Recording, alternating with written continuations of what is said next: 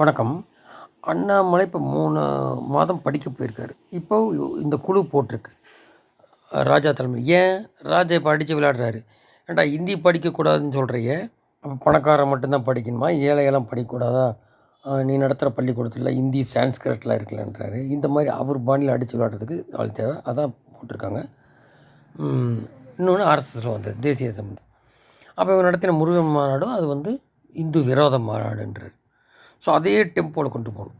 அண்ணாமலை என்ன செஞ்சார் அதுதான் இது. மற்றவங்க யாரும் அப்படி பண்ண மாட்டாங்க.